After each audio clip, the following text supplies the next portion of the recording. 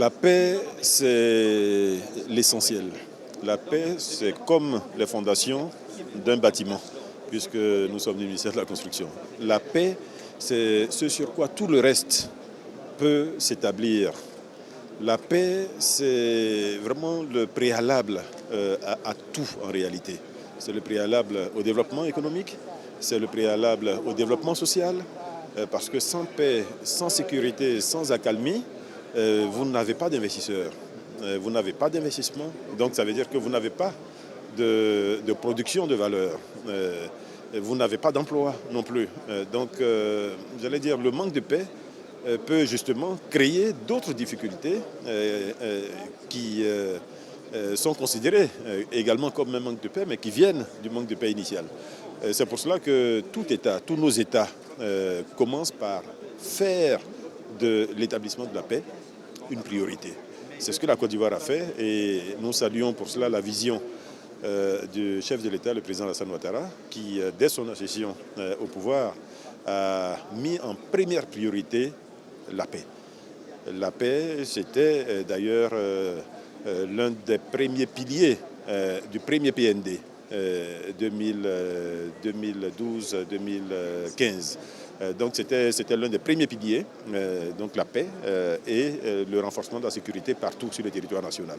Aujourd'hui, nous avons cette paix, nous avons cette sécurité sur l'ensemble du territoire national, ce qui a permis justement aux investissements de pouvoir se réaliser, ce qui a permis la création d'emplois, ce qui a permis d'accroître l'attractivité de notre pays au plan économique et ce qui permet aujourd'hui l'embellie économique que chacun peut apercevoir dans notre pays. Et tout cela permet évidemment à la population de vaquer tranquillement à ses occupations, d'être plus sereine dans son comportement et d'être plus heureuse. Et ce qui est la finalité de l'action politique que nous menons. J'évoquerai deux citations. La première, elle est du président Félix Houphouët-Boigny lui-même, qui dit que la paix, ce n'est pas un mot, c'est un comportement. Donc ça veut dire que la paix, on doit la vivre. La paix, on doit tous les jours l'avoir avec nous dans notre attitude, dans ce que nous faisons. Et ce genre de prix est justement une action, est une initiative qui donne corps au concept de paix. Donc cela est important. Et puis l'autre citation qui dit que la guerre germe dans l'esprit des hommes et que c'est dans l'esprit des hommes qu'il faut aller chercher la paix. Donc pour cela, il faut évidemment parler aux hommes. Il faut parler aux hommes, il faut leur montrer l'intérêt qu'ils ont à être en paix. Il faut leur montrer l'importance de la paix pour leur bonheur, pour leur épanouissement.